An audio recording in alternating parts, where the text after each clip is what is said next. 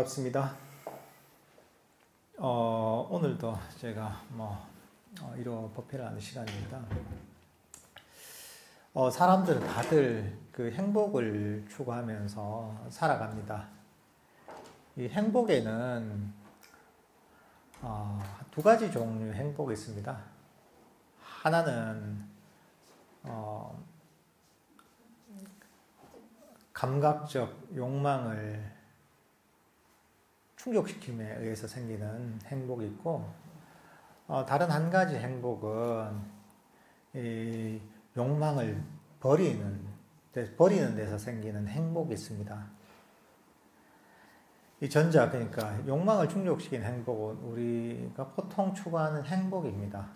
그리고 욕망을 버리면 생긴 행복은 바로 부처님께서 가르치신 행복입니다. 행복이라는 단어는 같지만 사실은 전혀 그 내용이 다른 겁니다. 사실 부처님께서 위대하신 이유는 뭐냐 하면 바로 이 부처님 이전에는 누구도 몰랐던 욕망에서 벗어난 궁극적인 행복의 길을 제시해 주셨다는 점에서 석가모니 부처님께서 정말 위대한 스승인 것입니다. 우리가 추구하는 그냥 보통 사람들이 추구하는 욕망을 충족시키는 행복은 그런 거죠. 이제 내가 원하는 것, 원하는 일을 하고 먹고 싶은 걸 먹고 하고 싶은 걸 하고 사고 싶은 물건을 사고 즐기고 싶은 음악을 즐기고 또는 원하는 일을 성취하고 싶은 일을 성취하고 이런 데서 생기는 행복이죠. 내가 원하는 바가 있고 그 원하는 바를 성취하고 원하는 것을 얻는 데서 생기는, 그것을 충족시키는 데서 생기는 행복이 바로 이 보통 사람들의 행복입니다. 우리의 어떤 오감을 만족시키는 거죠. 보이는 것, 들리는 것, 냄새 맡는 것, 맛보는 것, 느끼는 것, 이런 어떤 오감의 욕구를 만족시키면서 생긴 행복이 바로 이런 것이죠. 근데 이런 사실 행복은 아주 상대적인 것입니다. 이렇게 절대적인 행복이 있는 게 아닙니다. 제가 옛날에 처음으로 나름의 수행법을 찾기 위해서 태국하고 미얀마를 한번 나간 적이 있거든요.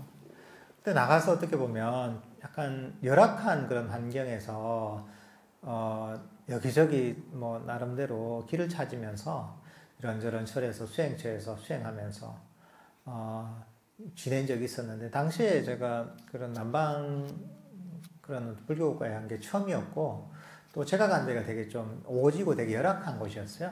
그래서 당시에 보면 항상 가는 데마다 잠을 잔다 이러면 사방이 완벽하게 막혀 있는 데가 한 군데도 없었어요. 제가 가는데 어딘간 다 뚫려 있어요. 이게 바닥도 뚫려 있고 천장도 뚫려 있고 벽도 뚫려 있고, 그러니까 항상 이런저런 개미들, 온갖 종류의 개미들이 확 들어오고 막 도마뱀들, 때로는 뱀도 들어오기도 하고, 그리고 모기들은 당연히 많죠. 이제 그러니까 이게 굉장히 이제 한국에서는 그런 상황이 별로 없잖아요.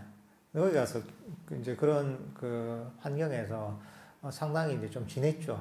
그리고 먹는 음식도 처음으로 그런 나라에 가니까 안 맞고 했죠.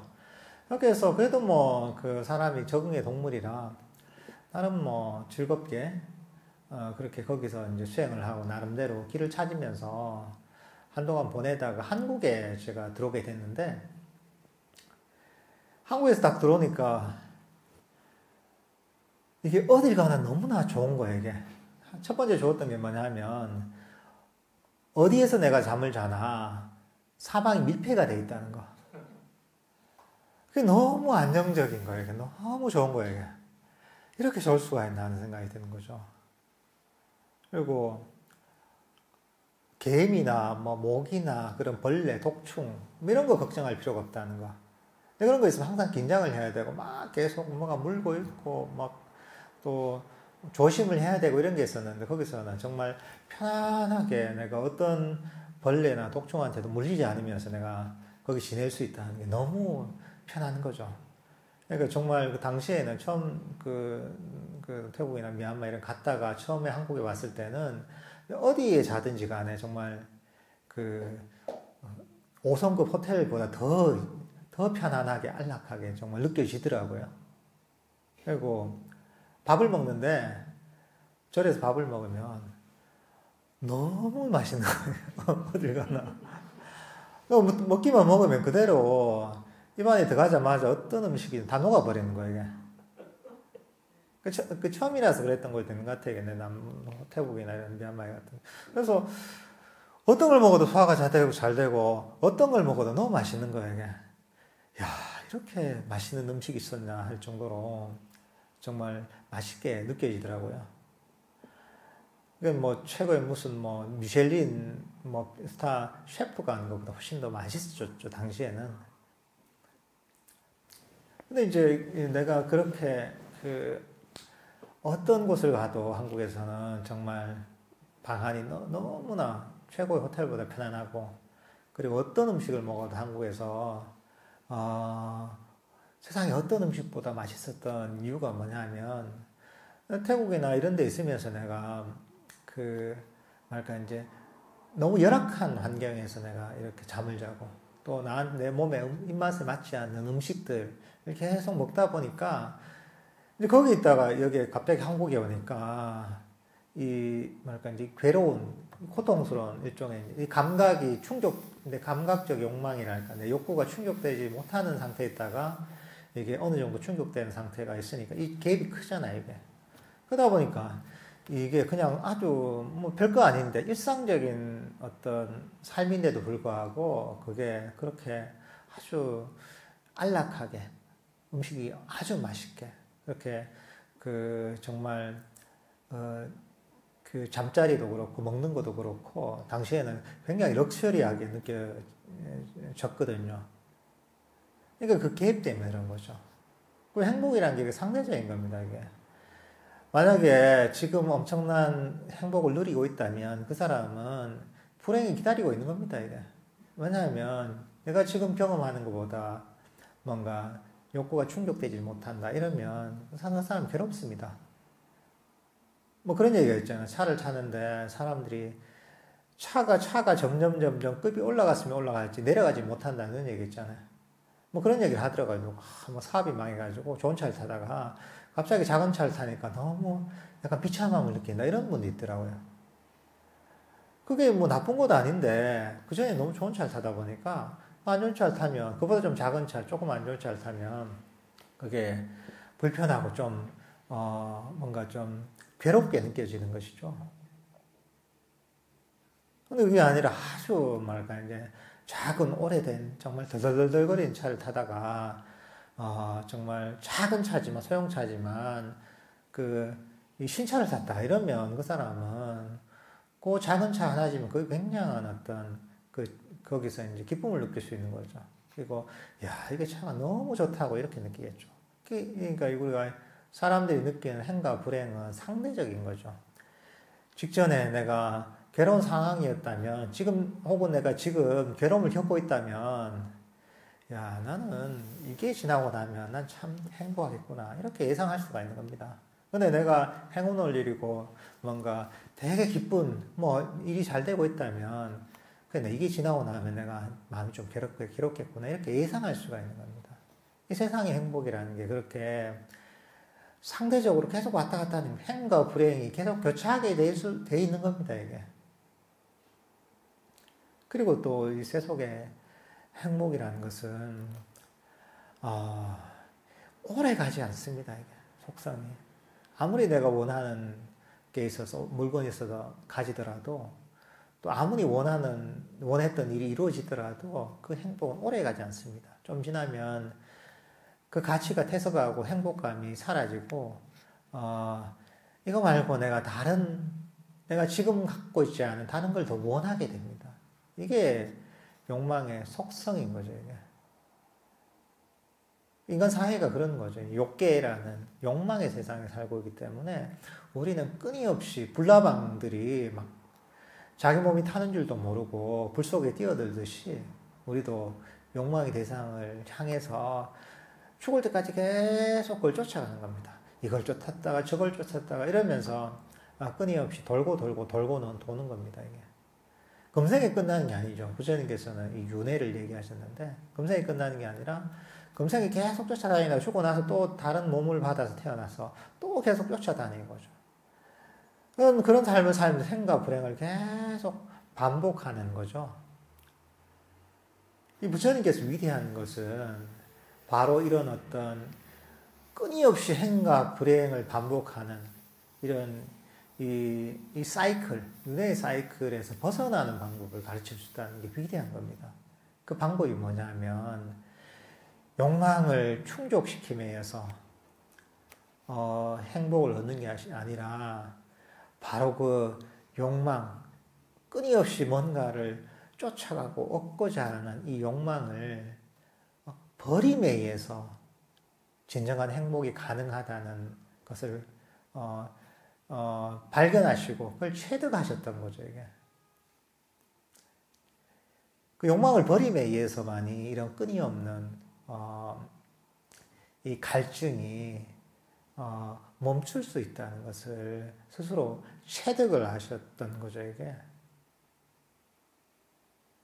그 부처님께서도 보면 처음에는 세속에서는 오욕락을 즐기면서 왕자로 태어나서 이렇게 지내시다가 그리고 거기에 한계를 느끼고 이제 수행을 하러 가시죠. 수행을 하러 가시다가 당시에는 처음에는 고행을 하시죠. 고행을 6년 동안 하시면서 이게 길이 아님을 알고서 그리고 중도의 길을 발견하셔가지고 중도를 실천해서 결국은 완전한 깨달음에 이르셨죠. 완전한 욕망의 소멸, 가래의 소멸을 이루셨죠, 이게. 이 부처님께서 그 처음에 버리셨던 이 욕망의 어떤 그 추구와 그리고 고행의 추구, 이 두 가지 다가 양극단이라고 얘기하셨거든요, 이게. 욕망을 추구하는 건 아까 말씀드렸다시피 끊임없이 계속 뭔가를 쫓아가면서 채워질 수 없는 갈증이 항상 남아있게 되는 것이고, 우리의 의지로서 몸과 마음을 끊임없이 푸시하고 괴롭히는 것, 이것도 우리 마음을 평화롭게 멈추지 못하게 만들고 끊임없이 긴장되게 만든다는 거죠. 긴장되게 만들면서 우리를 또 괴롭히는 거죠. 마음이 고요하게 편안하게 이 자리에 쉬지 못하는 거죠. 끊임없이 의지로서 몸과 마음을 혹사하다 보면 이것도 우리를 근본적인 어떤 평화와 행복의 길로 이끌지 못한다는 거죠, 이게. 그러니까 부처님께서는 이런 양극단을 다 버리고서 바로 중도의 길을 닦아라고 하셨죠. 중도의 길을, 흔히 이제 중도라고 하기도 하고, 이걸 팔중도라고 하기도 합니다. 중도의 길, 팔중도의 길을 닦으면, 이런저런 욕망, 또는 이런저런, 번뇌로 떠들던 마음이 이 자리에 고요하게 멈추게 되고, 그리고, 그 고요한 멈춤 속에서 기쁨이 생기고, 기쁨이 생기면 나의 몸과 마음이 아주 가볍고 편안하게 됩니다. 경안이라고 하죠. 경안하게 되고, 그리고, 경안하게 되면서 내 마음이 점점 행복해지죠. 점점 행복해지면서 우리 마음이, 삼매에 들게 됩니다. 그리고 이 고요하고 강력한 삼매임을 바탕으로 해서 모든 대상들을 있는 그대로 보는 그런 지혜가 생긴다는 거죠. 이 지혜를 통해서 이 모든 탐진치를 끊고서 가래를 끊고서 욕망을 끊고서 완전한 행복, 완전한 열반에 이른다. 이렇게 이제 가르침을 주시는 거죠, 이게. 그러니까 우리가 세속에 있으면 세속의 어떤 그 추구의 어떤 욕망의 초고의 한계를 느끼고서 명상을 하는 경우가 요즘도 많이 있습니다, 이게. 뭐 서양 같은 경우에도 보면 자꾸 뭐 욕망만 추구하고 뭐 이렇게만 해서는 한계가 있으니까 저런 명상을 통해서 마음을 좀 평화롭게 만들고 마음의 스트레스를 없애는 이런 뭐 차원에서 명상을 하는 경우도 많이 있죠. 우리나라에서도 보면 그런 명상에 관심을 가지는 분들이 많은데, 근데 보통 이제 그냥 아주 실용적인 차원에서 종교적인 차원이 아니라 이 명상을 접근하는 경우, 그것도 도움이 많이 됩니다, 이게. 그 자체로 내 삶의 질을 높이고 내 마음의 스트레스를 많이 없애주고 도움이 되죠. 그렇지만 이것도 한계점은 명확합니다, 이게. 이게 어떻게 보면 불교가 일반 종교하고 차별화가 된다. 불교는 누군 종교가 아니다. 이렇게도 얘기하잖아요. 근데 사실 어떻게 보면 이 종교여야 되는 그런 속성이 있습니다. 불교에서는. 왜냐하면 종교가 아니라고 할 때 단순한 어떤 뭐 방법론, 철학이다 하면 그 정도로 이제 가볍게 받아들이는 경우가 있습니다. 거기에는 보통 보면 믿음이라는 요소가 빠져 있거든요. 부처님에 대한 삼보라고 하죠. 세 가지 불교의 보배라고 해서 부처님과 부처님의 가르침과 그리고 부처님의 제자들 승단에 대한 어떤 이 믿음, 삼보에 대한 믿음이 없죠. 보통은 실용적으로 접근하는 경우에는.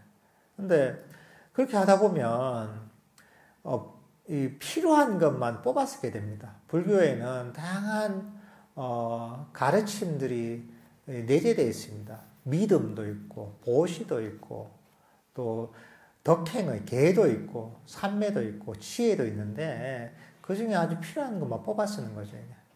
특히나 거기서 보통 이렇게 접근하는 경우에 부족한 게 믿음의 요소가 굉장히 부족합니다. 이게. 사실 믿음이라는 것은 불교 명상에 있어서 필수적인 요소입니다. 이게. 단순히 이런 그 스킬들이 있어. 불교에서 가르치는 명상의 스킬들이 있어. 그래 스킬들을 이렇게 따라하지 하잖아요. 그것도 도움이 되겠죠. 그렇지만 그게 그 사람을 아주 깊이 있는 명상으로 이끌기는 굉장히 힘듭니다. 그게 불가능합니다. 왜냐하면 이게 불교에서도 이 큰 오력이라고 해서 깨달음에 이르는 5가지 힘 중에 첫 번째가 믿음입니다. 그러니까 이제 믿음이라는 것, 믿음의 요소가 굉장히 중요합니다. 그 깨달음에 이르는 5가지 힘 중에 첫 번째가 믿음인데, 사실 그 명상에 5가지 장애가 있습니다. 어제 저희가 입문 과정을 하면서 5가지 장애에 대해서 배웠는데 5가지 장애 중에 마지막에 해당하는 게 믿음입니다. 의심입니다. 의심, 믿음이 아니라 의심인데 의심과 완전히 반대되는 게 바로 믿음입니다. 이게. 의심이라는 것은 뭐냐면 우리가 갈림길에 있는 것 같습니다. 사거리에 있단 말이죠. 사거리에 있는데 내가 갈 길을 몰라요. 내가 동쪽으로 가야 되나 서쪽으로 가야 되나 남쪽으로 가야 되나 북쪽으로 가야 되나 헷갈리는 거죠. 그 마음이 그런 상태에 있는 거죠. 마음이 사거리 갈림길에 있으면서 도대체 내가 어디로 가야 되지? 이런 상태가 되니까 뭐냐면 내가 목적지를 향해 제대로 갈 수가 없습니다. 항상 여기 일로 갔다 이쪽이 맞는가 저쪽이 맞는가 동쪽이 맞는가 서쪽이 맞는가 남쪽이 맞는가 북쪽이 맞는가 이렇게 하는 거 맞는가 저렇게 맞는가 이런 어떤 의심 속에 쌓여 있는 거죠. 근데 그 반대된 건 믿음입니다. 믿음이라는 것은 내가 법에 대한 이해를 바탕으로 이게 맞구나 해서 그 방향으로 내가 주저하지 않고 나아갈 수가 있게 되는 겁니다. 믿음이 있으면 마음이 굉장히 안정이 됩니다. 안정이 되기 때문에 거기서 정신적 에너지가 사실 생기는 겁니다, 이게.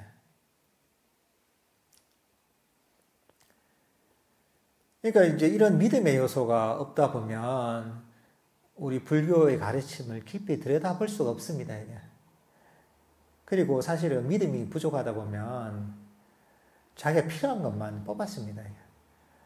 그만큼 관심이 없는 거죠. 명상을 해도 내가 그만큼 그만한 이 불교의 가르침에 대한 믿음이 없다. 이러면 부처님에 대한 믿음이 없다. 가르침에 대한 믿음이 부족하다. 승단에 대한 믿음이 부족하다. 이러면 거기에 내가 그만한 에너지와 시간을 쏟을 수가 없습니다. 그만한 주의력을 틀 수가 없습니다. 이렇게 그만한 가치를 두지 않는 거죠. 사실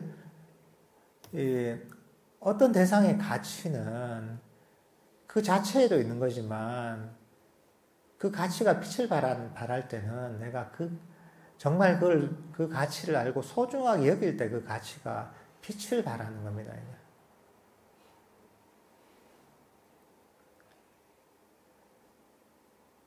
우리가 집에 컴퓨터가 있지만 컴퓨터 가지고 그걸 잘 가치 있게 쓸 수 있는 사람은 그걸 가지고 온갖 그 다양한 가치, 의미 있는 일을 하고 할 수 있지만 쓸 줄 모르는 사람한테는 그건 아무 소용이 없는 거죠, 그냥.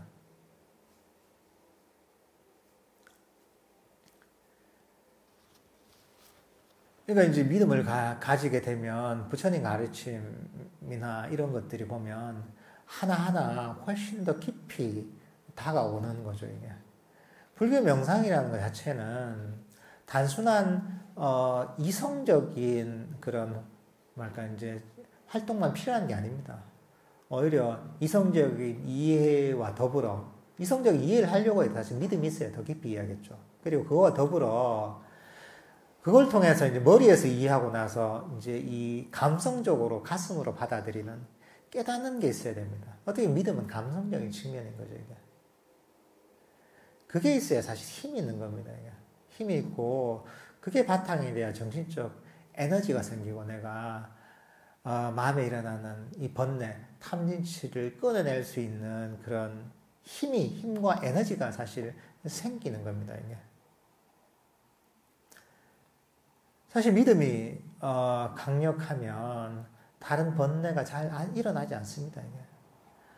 내가 이렇게 소중한 걸 하는데, 내가 이거 가치를 하는데, 이렇게 내가 정말 만나기 어려운 그 가르침을 만났는데, 내가 그냥 이 시간을 허비할 수 없나 이런 생각이 드는 거죠. 근데 그게 아니라 그런 믿음이 부족하면 주의력이 잘 안 가죠. 정말 중요한 얘기 같으면 사람이 귀를 탁 기울이죠. 근데 중요하지 않은 얘기 같으면 내가 귀를 기울이지 않습니다, 이게.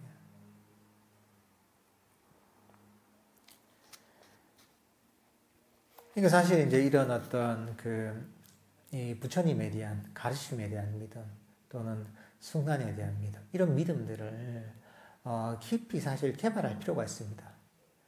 그러니까 사실은 이 종교라는 특징 중에 한 가지가 그렇잖아요. 종교의 특징 중에 한 가지는 뭐 유일신 믿는다 이런 것도 있지만 대상에 대한 믿음이 크단 말이죠.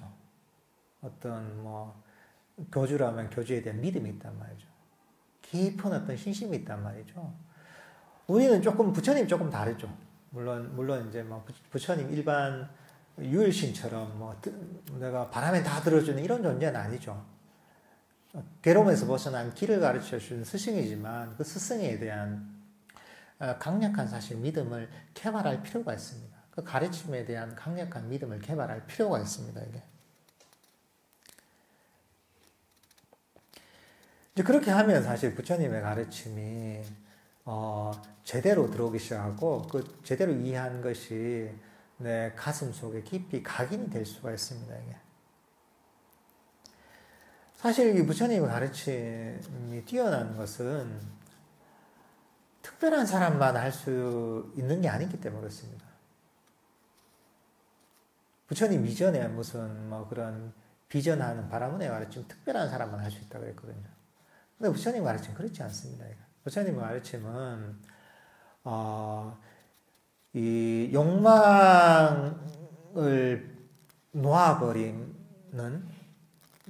놓아버려서 깨달음에 이르는 그런 인과적인 과정을 아주 체계적으로 가르쳐 놓은 겁니다. 그러니까 이거는 내가 원해서 이 부처님의 가르침을 통해서 수행을 하는 것은 내가 원해서 되는 것도 아니고 단지 그 가르치신, 그러니까 점점 마음을 개발해서 깨달음이 이른 그런 방법들을, 그리고 그것들을, 그 원인들을 내가 심다 보면, 내가 원하든 원하지 않든 그런 깨달음의 길에 내가 깨달음의 어떤 목적지에 결국은 이르게 된다는 것이죠. 그러니까 누가 뛰어나서 특별한 재능이 있어서 재능 있는 사람은 할 수 있는 게 아니라 누구나 단지 가르침을 제대로 이해해서 그대로 실천만 하면 누구나 갈 수 있다는 그런 가르침이기 때문에 사실 이게 특별한 사람만 할 수 있는 건 아니죠. 누구나 믿음을 가지고 이해하고 그리고 배운 대로 실천하면 누구나 갈 수 있는 길이죠, 이게. 사실 이거는 본인이 정말 그 가르침을 진정으로 받아들이고 제대로 실천만 하면 정말 이 부처님께서 가셨던 길을 그대로 갈 수가 있는 것이죠, 이제. 이런 그 명상을 하는 데 있어서 우리가 사실 아까도 얘기했지만 믿음의 힘이 굉장히 중요합니다, 이게. 그리고 명상을 하는 데 있어서 이 즐거움의 요소도 굉장히 중요합니다. 즐거움이랄까, 행복감이랄까, 뭐 이런 것들이 굉장히 중요합니다. 사실 재미가 없고 힘이 들면 뭐든지 오래 하기 힘든 거죠, 그죠? 의지를 가지고 하는 것도 사실 한계가 있습니다, 이게. 그러기 위해서는 불교 명상법 중에도 있는데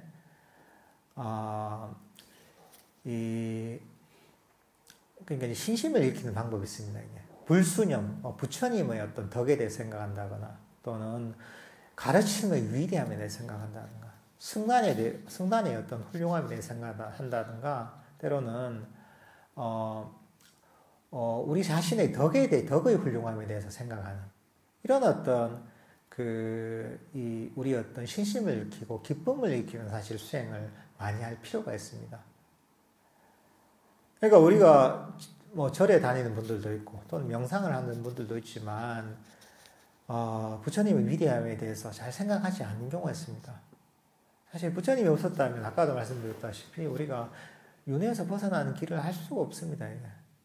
욕망에서 벗어나는 길을 할 수가 없습니다. 근본적으로 깨달음에 이르는 길을 전혀 할 수가 없습니다. 그러니까 이제 이런 어떤 인연을 만나는 것이 정말 만나기 힘든 인연이고 그리고 이제 이런 부처님의 어떤 이라는 이름을 듣는 것만 해도 사실 굉장히 힘든 일이라고 합니다. 오랜 윤회의 시간에서 보면.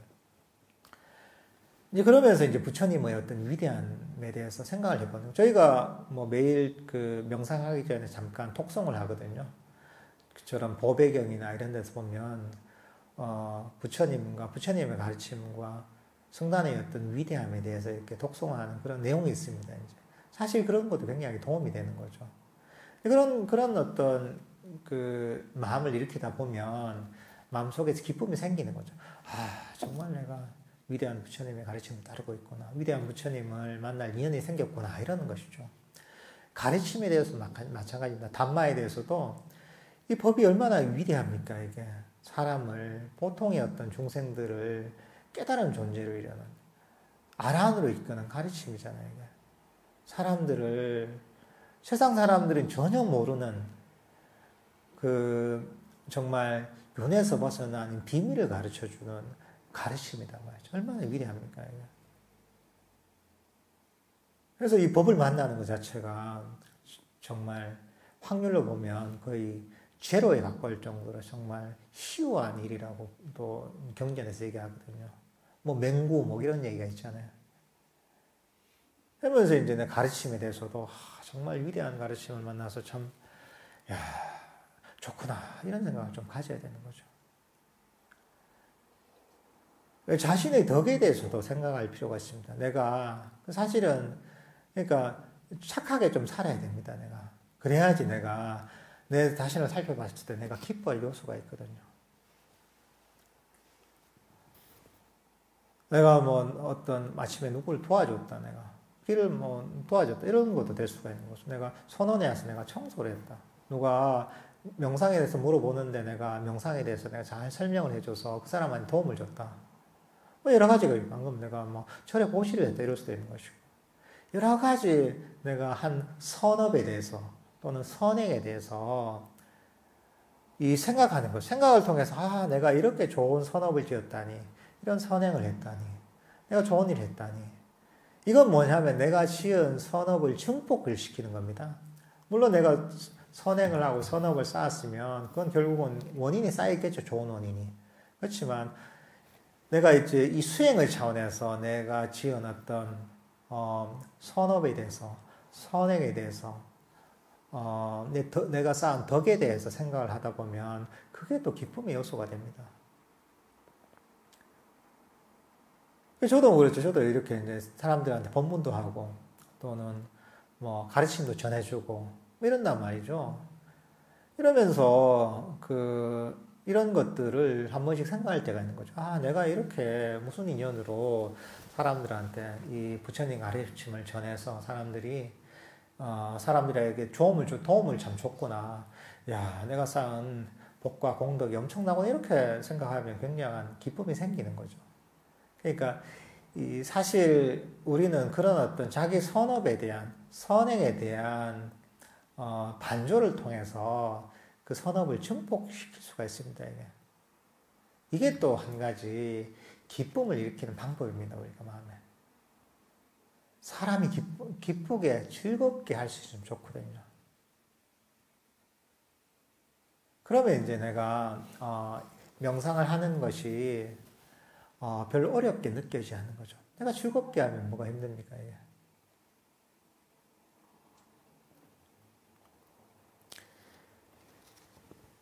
사실 이제 이런 어떤 즐거움이 있어야지 사실은 그 명상을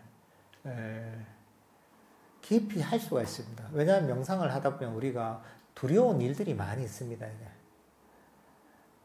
내가 집착하고 있던 것들은 다 버리기 싫어합니다. 이게. 우리가 명상을 처음 하다 보면 내가 고요하게 마음이 고요해지는 것도 사실 두려움을 느낍니다. 이게. 때로는 마음에서 과거와 미래가 사라지고 마음이 현재 이 순간에 머무는 것도 굉장히 어색하게 느껴지고 그게 두려움이 생길 때도 있습니다. 우리가 뭐 무아의 가르침이라고 하잖아요. 무아의 가르침이라고 한다면 그런 거죠. 이게 이 모든 물질과 정신, 오는 나에게 속한 게 아니다. 내게 아니다. 나의 자아가 아니다. 그러니까 내가 어떻게 할 수 있는 건 없다는 것이거든요. 내가 통제할 수 있는 것은 세상에 없다. 내 몸이 됐든, 나의 오온이 됐든, 남의 오온이 됐든. 그러니까 사실 그건 조건 따라 일어나서 사라지는 것이 내가 통제할 수 있는 건 없다. 내 뜻대로 되지 않는다는 것이 사실 무아의 가르침인데, 사실 이런 것들도 보면 굉장히 두려운 가르침입니다, 이게. 왜냐하면 내가 통제력을 잃는다는 것 자체가 나의 통제력이라는 것은 에고가 내가 통제를 하고 있다는 건데, 에고를 버리는 것이거든요. 그건 굉장히 두려운 겁니다, 이게. 근데 우리가 두려움을 어떻게 극복할 수 있냐 하면, 단순한 이해로만 가지고는 부족합니다. 거기에 사실 기쁨이 있어야 됩니다, 이게. 명상을 통한 기쁨이 생길 때, 그 기쁨을 통해 사실은 두려움을 극복할 수가 있습니다, 이게. 이게 두려워할 게 아니라 사실은 이걸 버리고 나니까 더 행복해지네, 좋아지네, 즐거워지네 이걸 알게 되는 것이죠. 그러니까 사실 이 명상에 있었던 이 즐거움, 행복의 요소는 굉장히 중요합니다. 이게.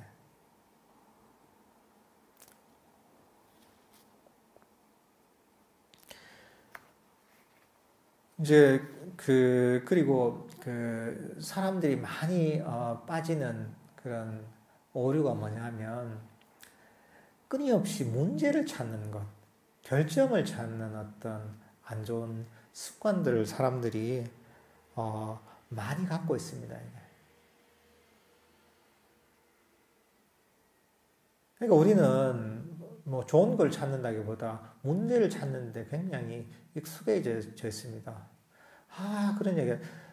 나는 왜 이렇지? 저 사람은 왜 이렇지? 그런 얘기 많이 하잖아요. 그죠? 왜 저렇게 행동하지? 난 왜 이랬을까? 내 명상은 왜 이러지? 항상 얘기하는 거 보면, 그 문제를 찾는 얘기를 많이 합니다, 이게. 결점을 찾는 것이죠, 이게.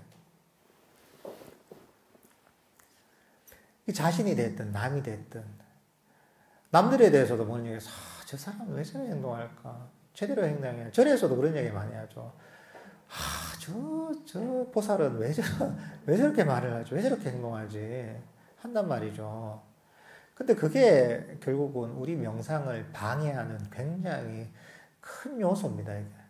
그런 습관들은, 밖으로 내가 결점을 찾는 습관들은 내면에서도 똑같이 적용이 됩니다. 그런 습관이 되면 내 내면에서도, 내 마음에서 뭔가 문제가 있는 부분, 또는 지저분한 부분, 결점 있는 부분만 자꾸 보게 됩니다, 이게.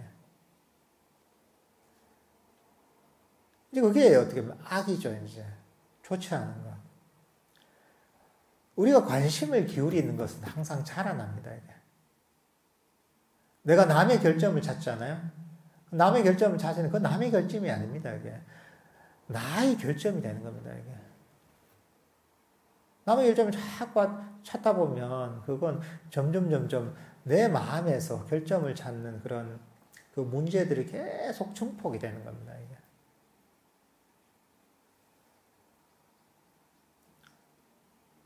내 마음에서도 이런저런 문제를 찾잖아요. 문제를 찾으면 문제가 증폭이 되게 돼 있습니다, 이게. 보통은 결점을 찾으면 그 결점이 없어지고 교정이 되리라 생각하지만 대부분의 경우는 결점이 더 커집니다. 굉장히 그런 많은 그냥 습관인 거죠. 결점을 찾는 게. 아무리 좋은 거에서도 내가 이 백지가 있으면 백지가 100이라면 조그만 검은 점이 있다면 그게 한 1이라면 우리는 백지의 흰 부분을 보는 게 아니라 검은 점을 보게 돼요, 사실은. 그게 보통 사람들의 어떤 안 좋은 습관입니다, 이게.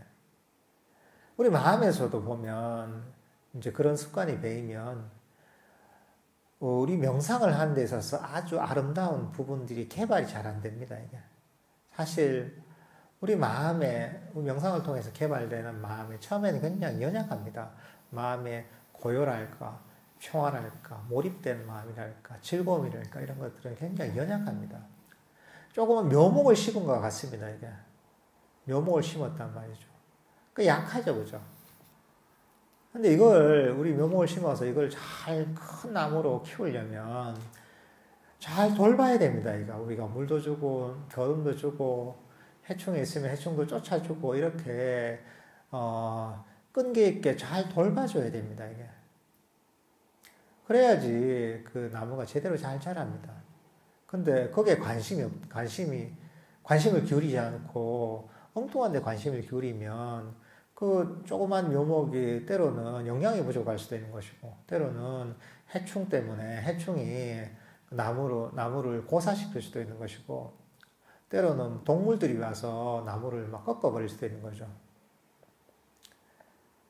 마찬가지로 우리의 어떤 그 명상으로 개발된 어떤 아름다운 마음이 있습니다. 이제. 마음의 어떤 처음에 시작할 때부터 생긴 마음의 고요랄까, 평화랄까, 아주 은은한 행복이랄까, 이런 것들이 있습니다. 이런 데 초점을 맞춰야 되는 거죠. 그리고 명상을 하는 데 있어서도 나의 어떤 좋은 점, 덕에 초점을 맞추는 것이죠. 내가 명상이 잘 안 되고 번뇌만 일어난다. 이렇지만 명상을 하고 자선을 하고 있는 자체가 굉장히 아름다운 겁니다, 이게. 그리고 그런 마음을 했다는 것 자체가 그 사람의 그 업의 흐름에 있어서 엄청난 전환점인 겁니다, 이게. 그래서 내가 그 부처님이 고행을 버리시고 중도의 길을 걸으셨던 것처럼 나도 부처님께서 가신 이 길을 걷기 시작했구나, 이런 마음을 가지시는 건데 위대한 거죠, 이게. 부처님이 먼저 걸으셨지만 내가 그 길을 그대로 따라 걷고 있는 거죠. 잘 되든 못 되든지 간에.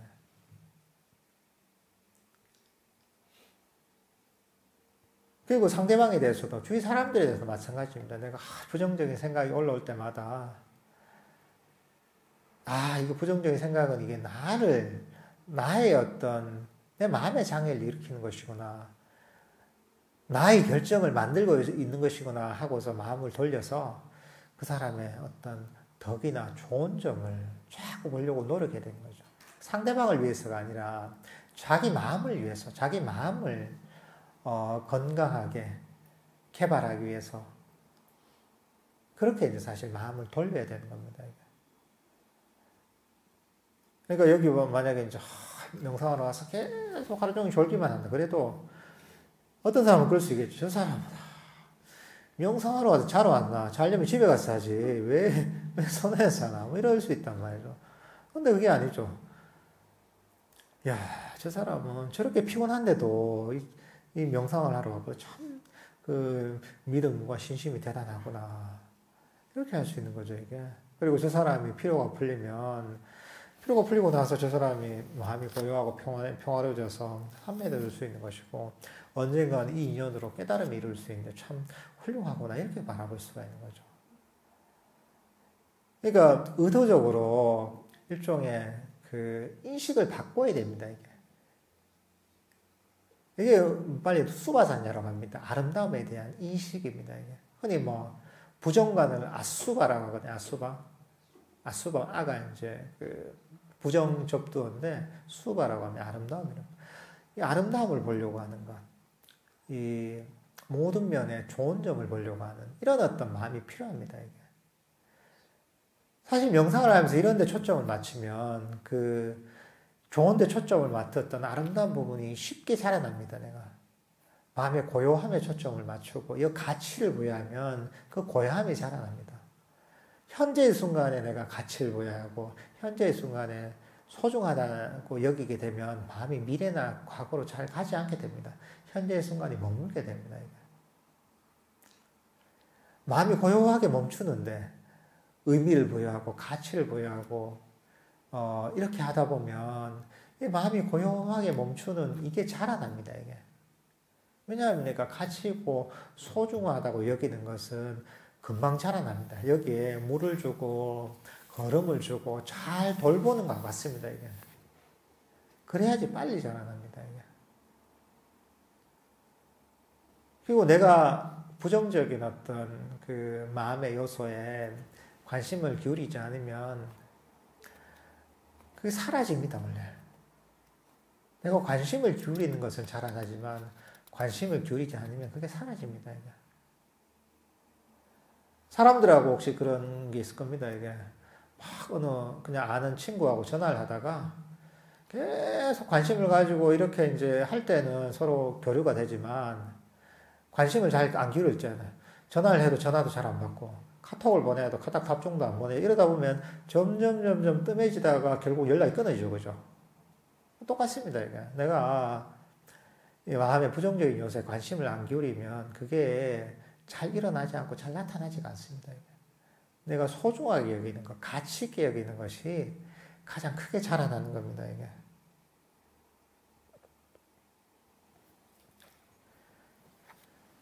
그러니까 여러분들은 사실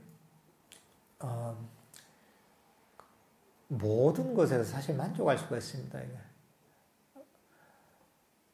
이 모든 대상은 내가 어떻게 보느냐에 따라서 이게 그 가치가 달라집니다. 이게. 물 한 잔이 있지만, 야, 물 한 잔이 이게 정말 소중하게 여길 수도 있죠. 야, 물 한 잔 있어서 내가 목말랐는데 너무 잘 됐다. 이게 정말 고맙구나. 이렇게 여길 수도 있지만, 아이고, 나는 물 말고 나는, 녹차가 좋던데. 물을 갖고 와서 이런단 말이죠. 그러면 이제 물 한 잔이 오히려 내가 불만족을 일으키는 대상이 될 수 있는 것이죠. 뭐든지 만족할 수가 있는 겁니다. 이게.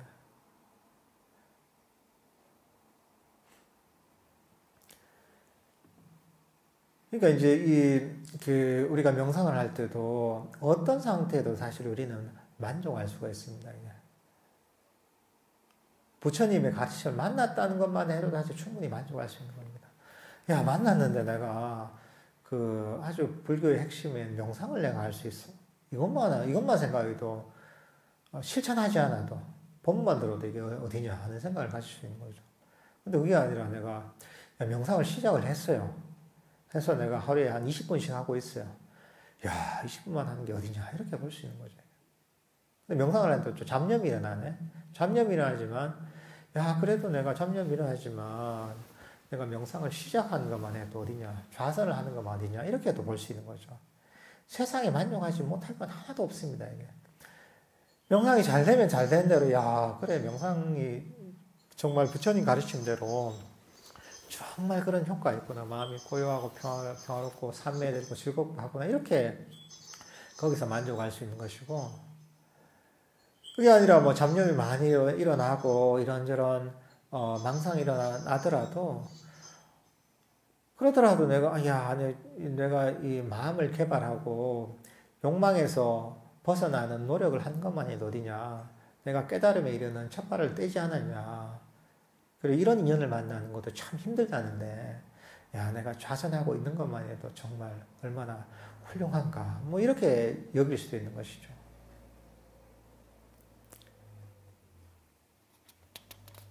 그러니까 이 세상에는 명상을 할 때는 진짜 우리가 바른 어떤 마음의 태도를 가지면, 바른 견해를 가지면 어떤 상황에서도 만족하면서 즐겁게 명상할 수가 있습니다. 만족하고 정말 소중하게 여기고 감사하고 이런 마음을 가지면 어떤 상황에서든 우리가 즐겁게 명상을 할 수가 있습니다.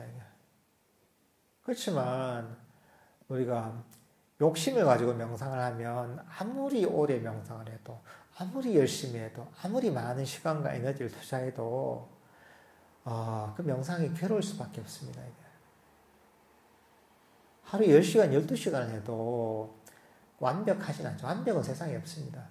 왜냐하면 우리 욕망을 100% 충족시키는 세상이 없거든요.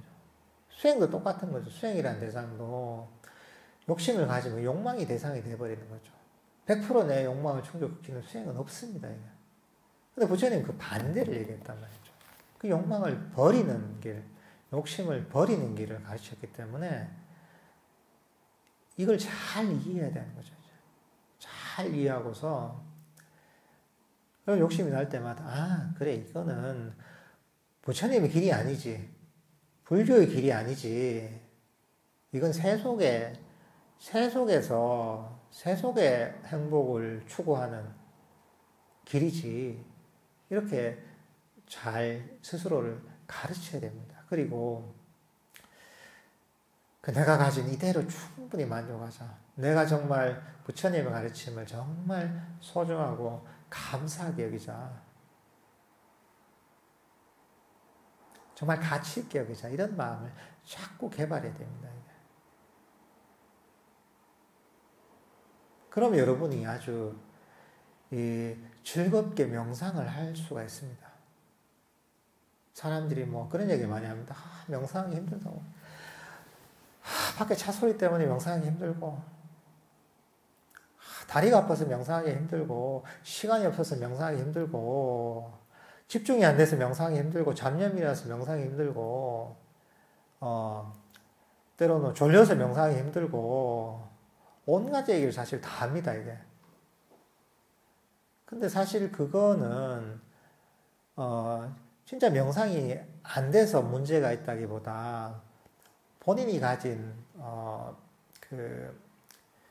이 마음의 태도에서 오는 겁니다, 이게.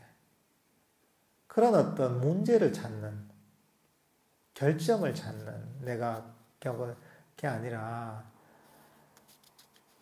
이 힘든 상황 속에서도 정말 만족감을 개발하는, 감사함을 개발하는, 정말 아름다운 지점을 내가 발견하는 이런 마음을 개발해야 된다는 거죠. 그렇게 되면 여러분은 언제 어디서나 정말 쉽게 즐겁게 명상할 수 있는 사람이 되는 겁니다. 이게 어떻게 보면 시작도 좋고 중간도 좋고 끝도 좋은 명상의 방법입니다. 여러분들께서도 시작도 괴롭고 중간도 괴롭고 끝도 괴로운 그런 수행자가 아니라 시작도 즐겁고 중간도 즐겁고 끝도 즐거운 이런 어떤 행복한 수행자가 되셨으면 좋겠습니다. 오늘 본문 이 정도로 하고 제가 질의응답을 받는 시간을 갖도록 하겠습니다. 우리가 뭐 안다고 하고 본다고 생각하는데 이것은 착각에 빠져 있다고 합니다. 이런 착각에서 벗어나서 있는 그대로 진리를 보려면 선정에 들어서 봐야 되는지요. 사실 이런 선정과 삼매가 필수적인 요소가 납니다. 이게 사실 이게 그 유명한 비유가 있습니다. 이게 호수가 있는데 호수에 바람이 세게 불어서 물결이 출렁출렁거리면 그러면 호수 그 밑에 뭐가 있는지 안 보이게 해줘. 파도 때문에. 거기에 고기가 있는지 해초가 있는지 돌이 있는지 잘 안 보입니다. 근데 호수 바람이 완전히 멈춰서 호수 수면이 고요하게 멈춰 있으면 그때는 호수 안을 내려다보면 호수에 뭐가 있는지 고기가 있는지 해초가 있는지 돌이 있는지 있는 그대로 보입니다. 사실 삼매와 선정의 사실 역할이 그런 겁니다. 우리 마음을 고요하게 멈추게 만들고 마음 챙김을 강력하게 만들어줍니다. 이 바탕이 돼야지 사실 깊은 통찰이 생깁니다. 이게 사실 이런 삼매 깊이 있는 삼매가 삼매에 비례해서 사실은 깊이 있는 통찰이 생기는 겁니다. 그런데 삼매를 개발하지 않고 어느 정도의 통찰은 생길 수가 있겠지만 아주 깊이 있는 통찰은 사실 생길 수가 없습니다. 그래서 부처님께서도 개정의 삼학을 얘기하셨거든요. 개와 선정과 지혜, 삼매와 지혜라는 이 세 가지를 설하셨거든요. 그러니까 이 세 가지가 함께 갖춰져야 됩니다. 이게 삼바리가 세 다리가 있어야지 제대로 설 수가 있잖아요. 마찬가지로 개정의 이 삼학이라고 하죠. 이 삼학도 다 갖춰져야지 그래야지 제대로 된 수행이 될 수가 있습니다. 그럼 질문 더 없으시면 오늘 본문은 이 정도로 끝내도록 하겠습니다. 예, 다들 수고하셨고요. 다음 주에 뵙도록 하겠습니다. 성불하십시오.